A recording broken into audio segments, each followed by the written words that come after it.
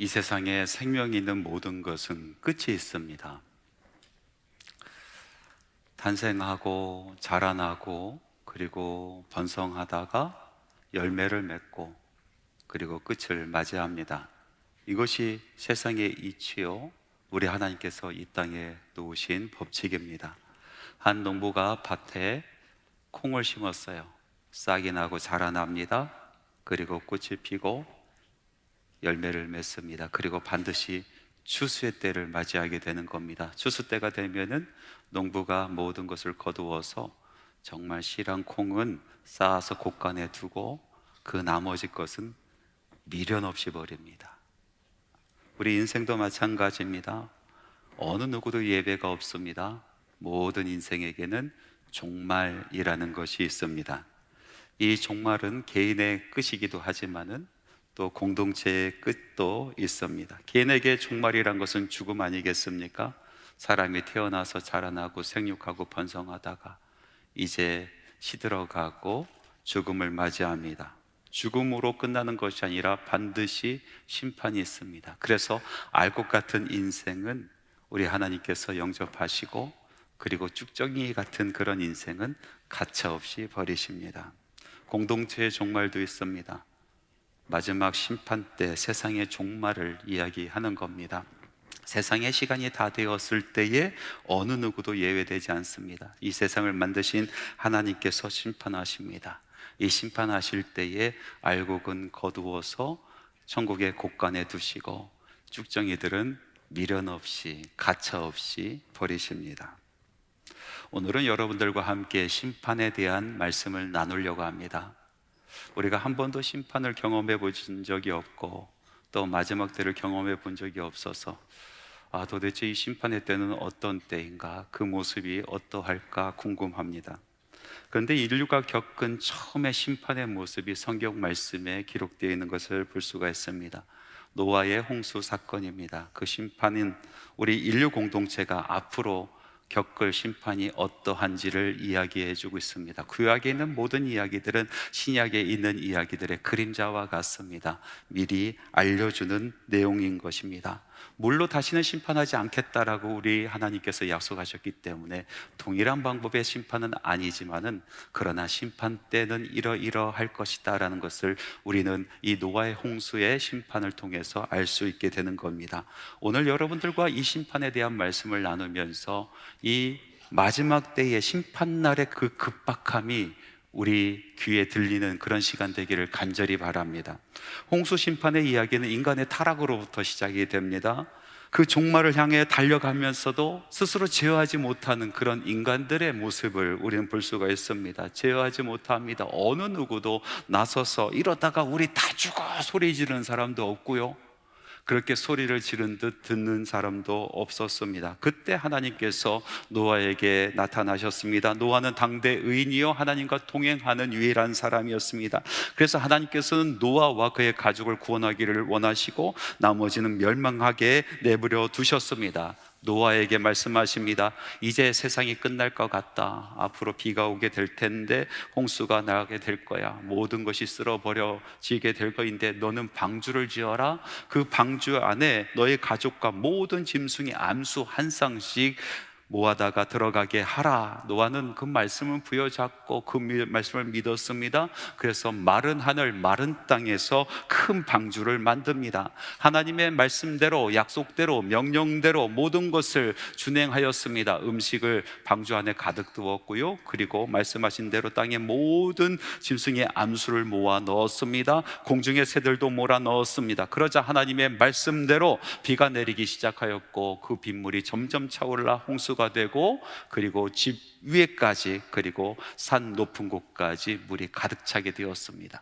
결국 방주 안에 있는 그 생명들은 살고 방주 밖에 있는 모든 생명들은 죽고 맙니다. 이 노아의 홍수, 이 물의 심판의 이야기를 들으면서는요, 저는 한 가지 궁금한 점이 생겼어요. 이 하나님께서 만들라 말씀하셨던 이 노아의 방주, 그 방주는 상중하 3층으로 되어 있는 방주였거든요. 그리고 문을 옆으로 하나 내게 돼 있습니다. 근데 말씀에 보니까요, 그 문에 고리가 없어요.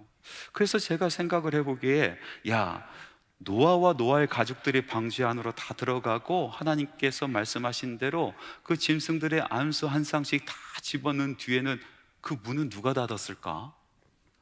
도르래를 연결해서 안에서 막 끌어당겼을까? 아니면 야, 코끼리야 미안해, 너는 들어갈 수 없어, 넌 좀 기다려줘, 비가 오기 시작할 때 텐데 이제 곧 비가 오면은 네가 한번 문을 좀 닫아줘 하면서 코끼리에게 부탁했을까요? 별의별 생각이 다 드는 거예요. 도대체 문은 누가 닫았을까?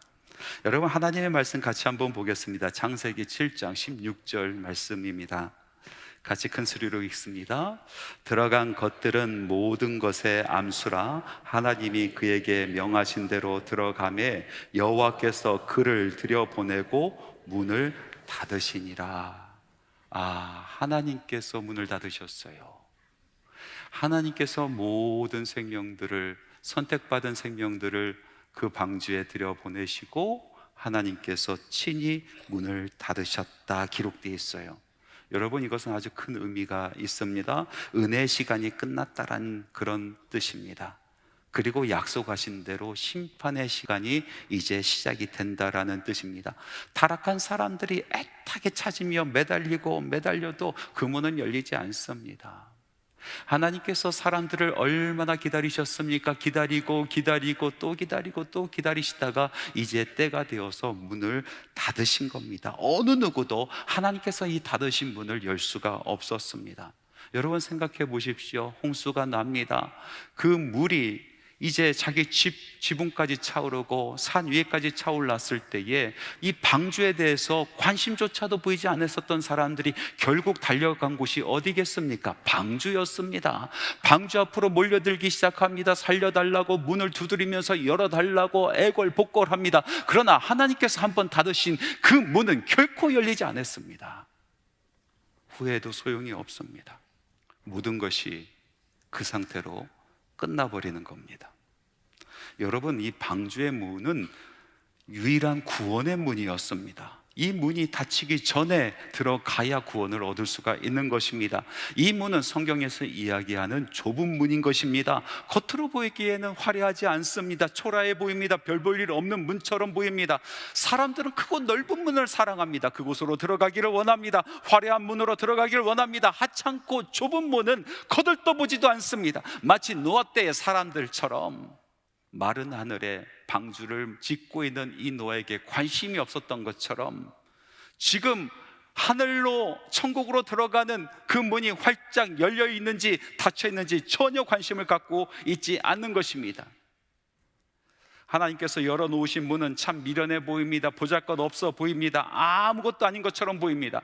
고린도전서 1장 18절 말씀에 이런 말씀이 있습니다. 십자가의 도가 멸망하는 자들에게는 미련한 것이요 구원을 받는 우리에게는 하나님의 능력이 됨이라. 구원받는 우리에게는 십자가의 도가 하나님의 능력이 되지만은 그러나 멸망에 처하는 사람들에게는 그것은 미련한 것처럼 보인다라는 것입니다.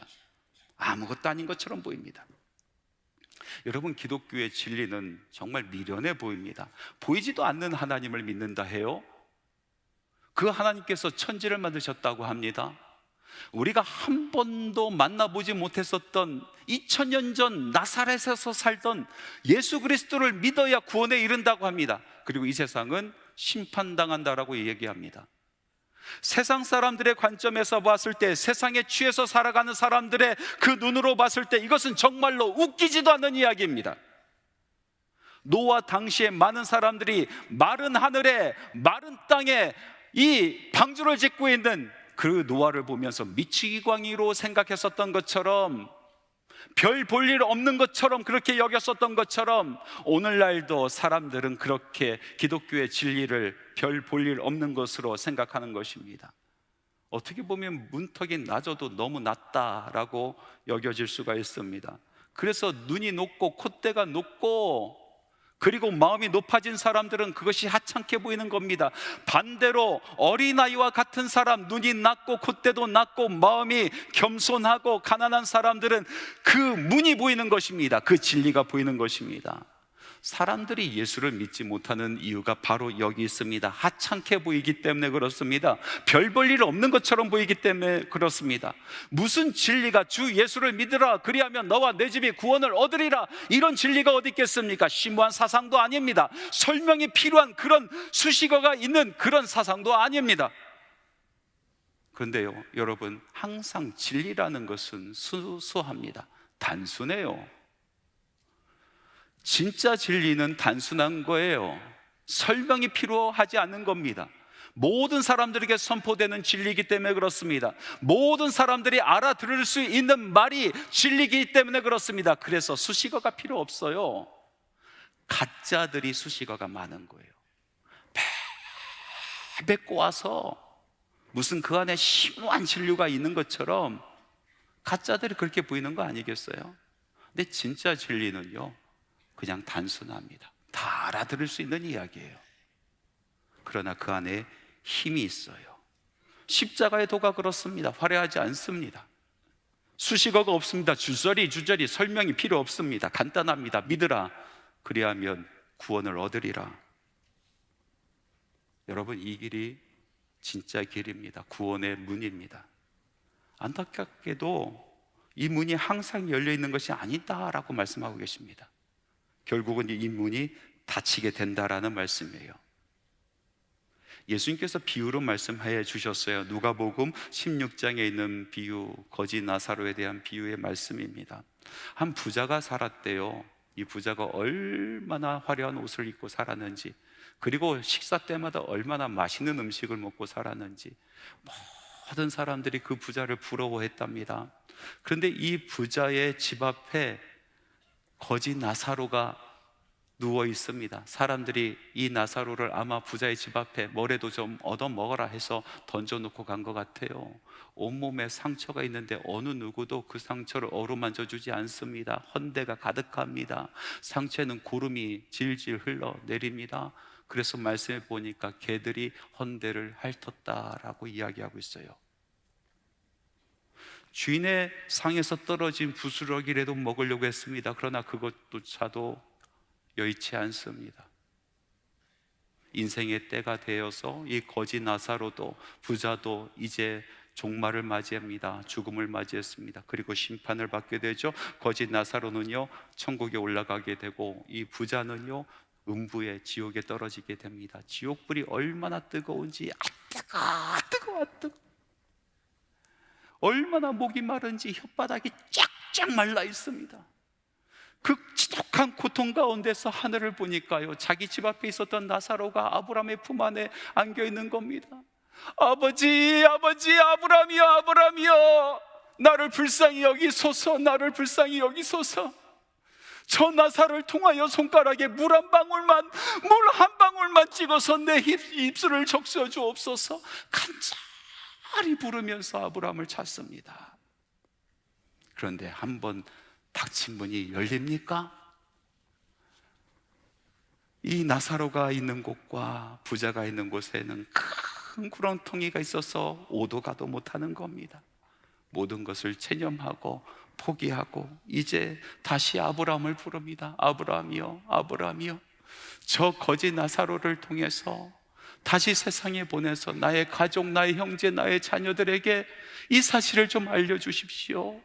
죽음 후에 모든 것이 끝나는 것이 아니라 이런 곳이 있다는 것을 좀 알려주십시오 하면서 사정사정을 합니다. 그때 아브라함이 대답하기를, 아니 죽었다가 살아나서 누군가 전해준들 그들은 알아듣지 못할 것이다. 모세와 선지자의 말을 듣지 않는 사람들이 어찌 죽은 자가 살아온들 그 말을 들으리오? 라고 이야기하는 거예요.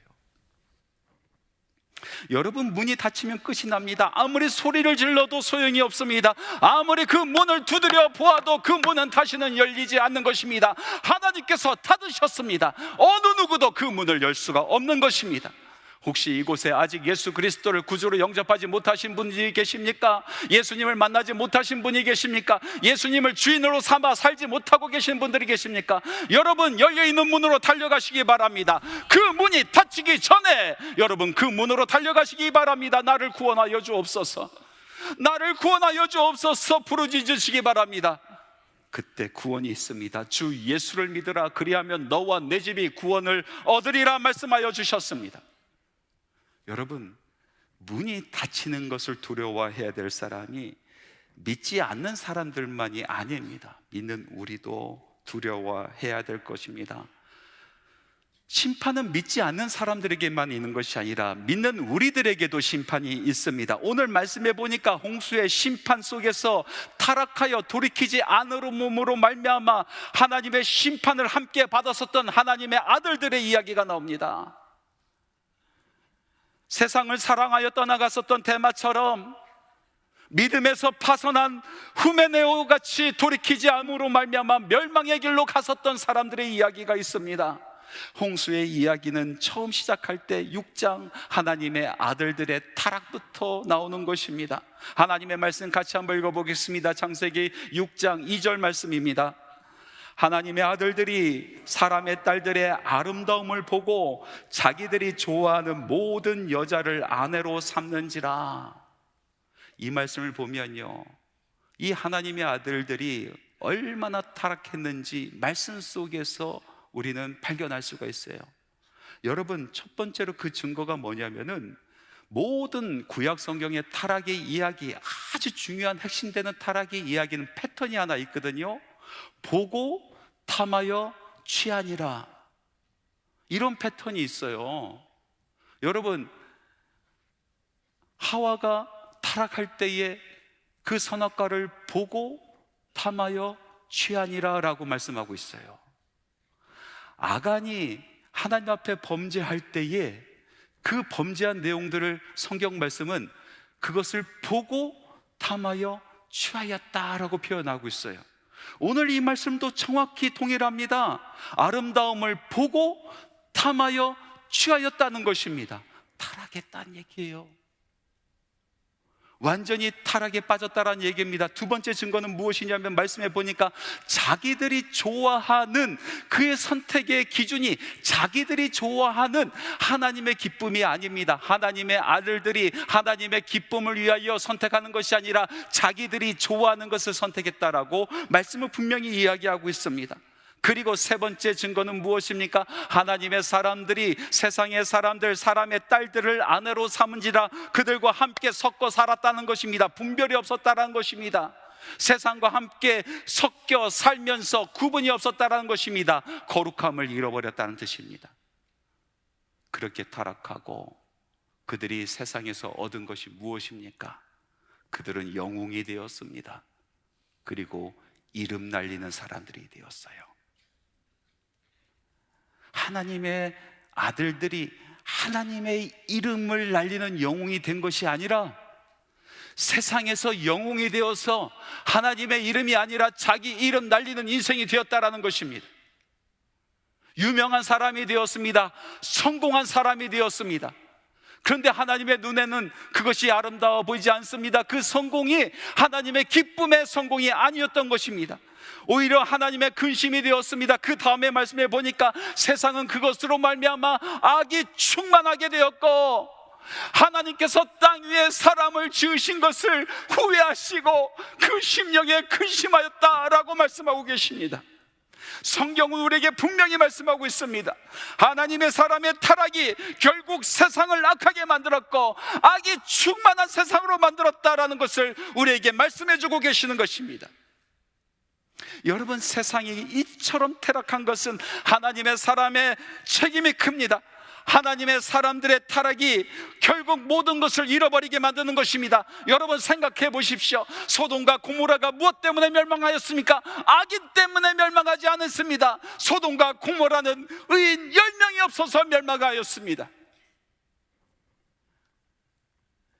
세상이 홍수의 시판까지 가게 된 것은 세상 사람들의 타락 때문이 아니라 하나님의 사람들의 타락 때문이다. 하나님의 사람들이 세상의 쾌락을 쫓기 시작하고 하나님의 영광을 위해 살아가지 아니하고 자기 영광을 위하여 자기 이름을 내기 위해서 성공을 향하여 달려갈 때에 이 세상은 점점 악해졌다라는 것입니다. 여러분, 돌이켜야 할 사람들은 세상의 사람들이라기보다도 하나님의 사람들입니다. 구원의 문으로 달려가서 그 문을 두드리면서 주여 자비를 베풀어 주옵소서, 주여 자비를 베풀어 주옵소서, 우리에게 기회를 다시 주옵소서 사모하고 기도해야 될 사람들은 바로 하나님의 사람들입니다. 누가복음 13장에 예수님의 비유 말씀이 있어요. 한 포도원의 주인이 있었어요. 아주 넓은 포도원을 가지고 있었던 주인이었어요. 어느 날 마음 먹었어요. 포도원의 그 땅을 할애해서 무화과 나무를 심게 되었어요. 그리고 무화과 나무에게 기대를 걸었습니다. 연말이 되어서 추수 때가 되어서 가보니 아무 열매가 없어요. 그 다음에 가도 열매가 없습니다. 또 그 다음에 가도 열매가 없어요. 3년을 공쳤어요. 그래서 참다 못해서 베어버리겠다라고 이야기합니다. 그때 포도원 지기가 찾아와서 이야기합니다. 강구합니다. 주인이여, 금년만 그대로 두십시오. 내가 두루 파고 거름을 주어서 다시 살려보겠습니다. 한 해만 더 기회를 주십시오. 그래서 그때 열매를 맺지 아니하면 그때 베어도 늦지 않습니다. 1년의 기회를 더 준 것 아니겠어요? 여러분, 저는 저와 여러분이 혹시 이 열매 없는 무화과 나무가 아닐까 두렵습니다. 열매 없는 무화과 나무, 하나님께서 우리를 세우시고 우리에게 열매를 기대하시는데 한 해 한 해 가면서 우리는 달라지지 아니하고 우리 삶 가운데 말씀의 열매가 없어요. 성령의 열매가 없어요. 땅만 차지할 뿐입니다. 하나님께서 포도원 지기에게 말씀하십니다. 참다 못하셔서 말씀하시는 것입니다. 이것을 찍어 버리라. 그때 포도원 지기 되시는 우리 예수님께서 하나님 앞에 간청합니다. 하나님 아버지, 하나님 아버지, 이 아이가 상처가 많아서 그래요. 이 아이가 너무나 힘들어서 그래요. 제가 이 아이를 다시 한번 살려보겠습니다. 내가 싸매고 고치겠습니다. 싸매고 고쳐도 그 뒤에도 열매를 맺지 아니한다라면 그때 베어버리세요. 그때 베어버리셔도 늦지 않습니다. 이렇게 간청해서 기회를 얻은 인생이 바로 우리들의 인생 아니겠습니까? 여러분, 우리가 예수 그리스도를 믿고 나서 얻은 인생이 덤의 인생 아니겠습니까? 하나님의 나라를 위하여 살아갈 수 있는 덤의 인생이 아니겠습니까? 여러분, 그럼에도 불구하고 하나님의 사람들은 하나님의 뜻과 멀어지는 삶을 살아갑니다. 노아 때의 하나님의 아들들처럼 세상과 벗삼아 살아갑니다. 섞여 살아갑니다. 그래서 성공에 눈이 어두워서 눈이 뻘개져서 그렇게 걱정하고 근심하고 살아갑니다. 성공을 위해서 모든 것을 바치며 살아갑니다. 그래서 어떤 사람들은 세상에서 영웅이 됩니다. 세상에서 자기의 이름을 날립니다. 그런데 무엇입니까? 그 뒤에 무엇입니까? 하나님의 기쁨이 되었습니까? 하나님께서 원하시는 그런 삶이 되었습니까? 사랑하는 성도 여러분, 우리 믿는 사람들이 추구해야 될 것은 성공이 아니라 형통인 줄 믿습니다. 여러분, 어떤 사람이 이렇게 물어봅니다. 목사님, 성공이나 형통이나 그것이 아닙니까? 아니요. 여러분, 자세히 보십시오. 성공과 형통은 결이 다릅니다. 성공은 무엇입니까? 말 그대로 자신의 목표를 달성하는 것, 업적을 이루는 것입니다.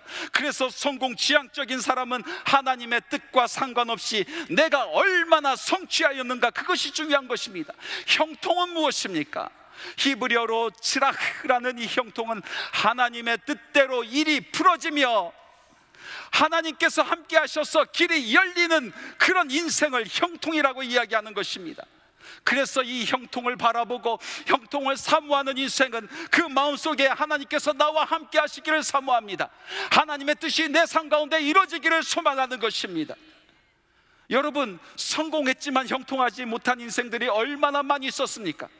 성경 말씀을 보십시오. 바벨탑을 쌓았었던 그 사람들은 사회적인 눈으로, 세상의 눈으로 봤을 때 성공했지만 그들은 형통한 인생들이 아니었습니다. 여러분, 사울 왕을 보십시오. 사회적으로, 세상적인 눈으로 봤을 때 그는 왕이 되었고 성공하는 인생이었지만 하나님의 눈으로 봤을 때는 형통한 인생이 아니었습니다. 반대로 여러분, 요셉은 성공하지 못하는 인생을 살았지만 그는 일평생 형통하는 인생을 살았습니다. 순간순간 고난의 길을 걸어갔었던 그 다니엘은 세상적인 눈으로 봤을 때 성공하지 못했지만 하나님 앞에서 그는 진정으로 형통한 사람이었습니다. 사랑하는 성도 여러분, 우리 하나님의 사람들이, 우리 예수 믿는 사람들이 세상의 성공을 바라는 것이 아니라 하나님과 함께하는 형통의 삶을 바라는 것입니다. 우리 삶 가운데 형통이 이루어지기를 소망하며 살아가는 것입니다. 그러나 우리가 이 형통을 저버리고 세상의 성공을 쫓아가는 그 순간 우리는 만일은 소금이 되는 것입니다. 우리는 타락의 길을 걸어가는 것입니다. 멸망의 길을 달려가는 것입니다. 심판날이 오기 전에, 그 문이 닫히기 전에 먼저 우리 믿는 사람들이 두려워 떨어야 될 줄로 믿습니다. 믿는 우리들이 열매 없는 삶을 살고 있다면 돌이키시기 바랍니다. 믿는 우리들이 하나님의 뜻과 상관없는 삶을 살고 있다면 여러분 돌이키시기 바랍니다. 세상의 근심에 쌓여서 살고 있다면 여러분 돌이키시기 바랍니다. 여러분 인생이 형통하는 인생 되기를 소망합니다. 여러분의 인생 가운데 하나님의 인자심이 있기를 소망합니다. 여러분의 인생을 통하여 하나님의 뜻이 펼쳐지기를 간절히 사모하며 살아가시기 바랍니다.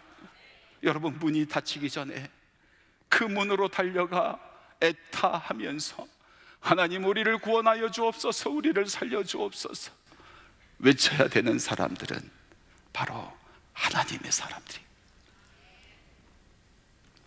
여러분, 비행기를 보십시오. 이 비행기가 운행을 시작하면요, 문이 닫힙니다. 근데 희한하게도 밖에서는 절대로 이 문을 열 수가 없어요. 완전히 차단되는 거예요. 비행기 안에는 새로운 세상입니다. 오늘 말씀 속에 있는 노아의 방주가 그러하였습니다. 역청으로 문을 칠해서 물 셀 틈 없었습니다. 동시에 손잡이가 없어요. 밖에서 아무리 열려고 해도 열리지 않는 것이 바로 노아의 방주였어요. 일단 닫으시면은 아무리 1등석에 티켓을 가지고 있어도 절대로 들어가지 못하는 문.